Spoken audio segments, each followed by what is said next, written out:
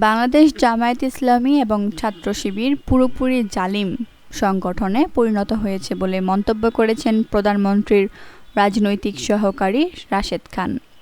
তার দাবি, আওয়ামী লীগের সব বৈশিষ্ট্য অর্জন করেছে জামায়াত।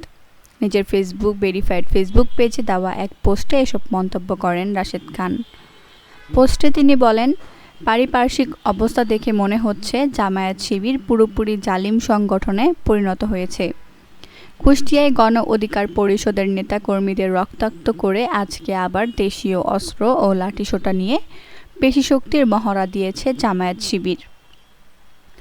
জামায়াত আওয়ামী লীগের বৈশিষ্ট্য অর্জন করেছে দাবি করে রাশেদ খান বলেন, অতীতে আমরা বিরোধী দলকে সবসময় মজলুম ও বিনয়ী হিসেবে দেখেছি, কিন্তু প্রধান বিরোধী দল হয়ে আওয়ামী লীগের সব বৈশিষ্ট্য অর্জন করেছে জামায়াত।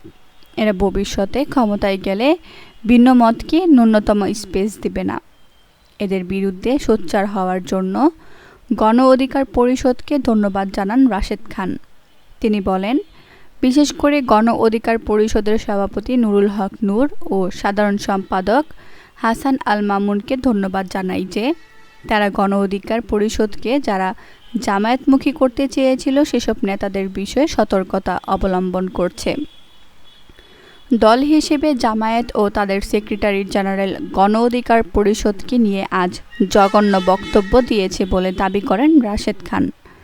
এ বক্তব্যের প্রতিবাদও জানান তিনি। রাশেদ খান বলেন, এই দেশের গণতান্ত্রিক সংগ্রাম ও ফ্যাসিবাদের পতনে দল হিসেবে জামায়াতের তুলনায় গণ অধিকার পরিষদের অবদান বেশি।